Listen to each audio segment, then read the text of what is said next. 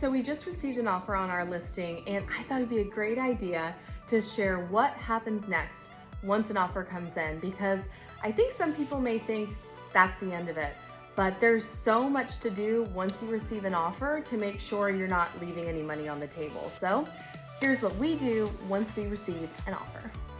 First thing you want to do is review the actual offer. So you want to make sure you have everything you need, but the first thing that I check is the expiration of the offer. Sometimes it can be really short, like a couple of hours to a few days. So that's the first thing I take a look at. How long do I have to decide? The next is you want to make sure you have all the information with the offer that should be coming with it. So you want to see things like proof of funds, you want to see a pre-approval if they're getting a loan, and you want to see their signed disclosure package. With all of our listings, we're doing upfront disclosures. We want to make sure that a buyer was able to review these and make an informed decision. Thank you so much to the people outside making a racket right now.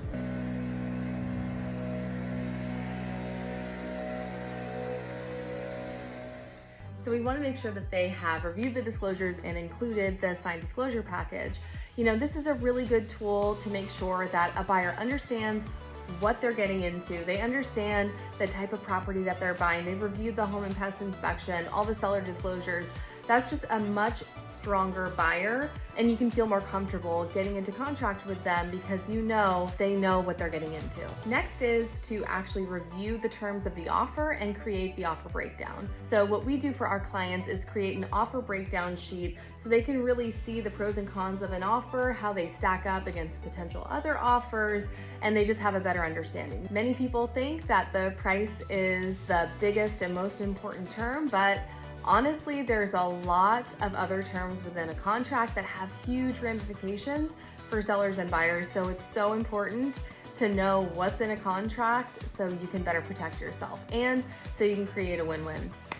So we're looking at price, we're looking at length of escrow, we're looking at earnest money deposit, we're looking at contingencies, what contingencies are included and how long they are.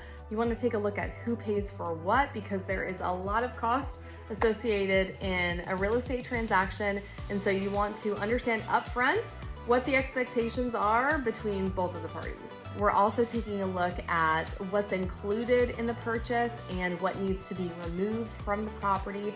We're looking at possession. Is it at the close of escrow? Is there a rent back? There's so much to an offer. It's pretty incredible. So we'll create this breakdown and then we move on to the next step. Okay, once that's completed, we've got our breakdown, we understand what the offer is. Now we make our calls. We're going to call any agent that showed interest in the property, anybody that showed the property, anyone that downloaded disclosures, any open house guests that came by. We are calling you. We're checking in, we're seeing how you doing. We want to see if there's any further interest or if you're planning on writing an offer, because that makes the whole game a lot different if there is more than one offer. Our goal is to find another offer for our clients. After we do that, we're going to call the lender if there is a loan. We want to build a relationship with this lender. We also want to find out, is there anything in this file or certain things about this loan that we should know about? Are there any potential hiccups? You know, if I'm selling a 120-year-old colonial home, I'm going to want to know if there are any requirements with this loan that my seller could be responsible for. Because it's an older home, it's going to have some quirks to it, maybe some things that don't meet current building standards. That's just one example of really why it's so important to have a conversation with the lender. Another issue that comes up is HOAs are having some issues right now being considered underinsured. You know, there's a lot going on with insurance right now. So having a conversation with the lender to get a sense of, you know, how they handle issues, how they overcome hurdles. If they see any potential hurdles because of this property or this buyer, you know, that's really important, and having that relationship with the lender is key. We're gonna call them, understand if there's any issues that you should know about that may come up down the line that may be a holdup to the escrow. So once we've done that, once we have reviewed the offer, made sure we had all the information we need, we've created our breakdown, we've spoken to all the interested parties, we've spoken to the lender, now it's time for us to create our recommendations that we give to our client, and then we present. And from there, they have some options. They can either accept, reject, counter or multiple counter. And then that begins a whole other set of possibilities. So that's what we do once we receive an offer. And no, it's not time to celebrate once you receive an offer. It is time to get to work.